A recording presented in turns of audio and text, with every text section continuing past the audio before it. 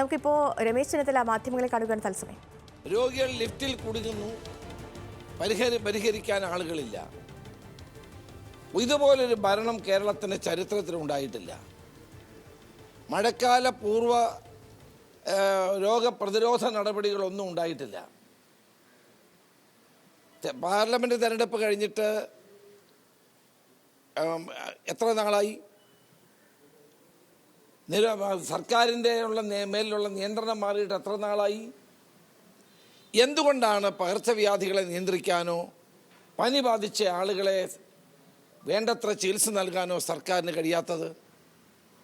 കേരളത്തിൻ്റെ മുഖ്യമന്ത്രി ഇതുമായി ബന്ധപ്പെട്ട ഒരക്ഷരം സംസാരിക്കുന്നില്ല. സംസ്ഥാനത്തെ ജനങ്ങൾ കാറ്റിലും മഴയിലും കഷ്ടപ്പെടുന്നു. പനി ബാധിച്ച് ആശുപത്രിയിൽ പോകുന്നു, മറ്റ് പരിഹാര മാർഗങ്ങൾ ഉണ്ടാകുന്നില്ല. ആമയിഴഞ്ചാൻ ല്ല ഒരു വിലപ്പെട്ട ജീവനാണ് നഷ്ടപ്പെട്ടത്. ഒരിക്കലും അത് പാടില്ലായിരുന്നു. ഞാനതിനെ രാഷ്ട്രീയവൽക്കരിക്കാൻ ആഗ്രഹിക്കുന്നില്ല. പക്ഷേ ഒരു വിലപ്പെട്ട ജീവൻ നഷ്ടപ്പെട്ടതിൻ്റെ ഉത്തരവാദിത്തത്തിൽ നിന്ന് സർക്കാരിനും റെയിൽവേക്കും കോർപ്പറേഷനും മാറി നിൽക്കാൻ കഴിയുമോ? 3 പേർക്ക് ഉത്തരവാദിത്വമുണ്ട്. ഇത് ഈ ആമയിഴഞ്ചാൻ തോട് പോലെയുള്ള തോടുകളാണ് കേരളത്തിൻ്റെ എല്ലാ ഭാഗത്തുമുള്ളത്, പ്രത്യേകിച്ച് നഗരങ്ങളിലുള്ളത്. ഇതൊന്നും പരിഹരിക്കാനുള്ള നടപടികളില്ല. സർക്കാർ ആരോഗ്യരംഗത്ത് സമ്പൂർണ്ണമായി പരാജയപ്പെട്ടിരിക്കുന്നു എന്നുള്ളതാണ് കാണാൻ കഴിയുന്ന ഒരു കാര്യം.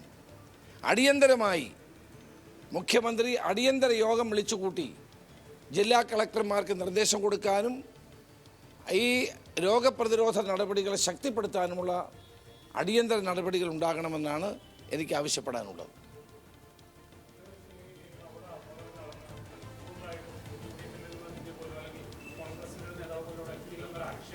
എല്ലാവരും ഉണ്ടായിരുന്നു.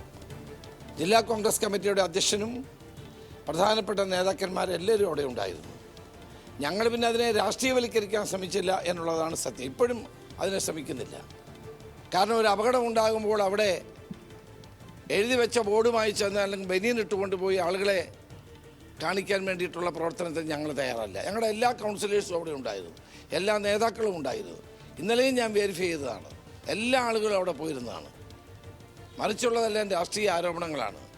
ഇത്തരമൊരു സംഭവം ഉണ്ടാകുമ്പോൾ പ്രതിപക്ഷ നേതാവ് രമേശ് ചെന്നിത്തല അദ്ദേഹം മാധ്യമങ്ങളെ കാണുകയായിരുന്നു. തിരുവനന്തപുരത്ത് നഷ്ടപ്പെട്ടത് ഒരു വിലപ്പെട്ട ജീവനാണ്. സർക്കാരിനും കോർപ്പറേഷനും റെയിൽവേക്കും ഒക്കെ ഇതിൽ ഉത്തരവാദിത്തമുണ്ട്. ആർക്കും ഇതിൽ നിന്നും മാറി നിൽക്കാൻ കഴിയില്ല എന്നതടക്കമുള്ള കാര്യങ്ങളാണ് രമേശ് ചെന്നിത്തല മാധ്യമങ്ങളോട് പ്രതികരിച്ചത്.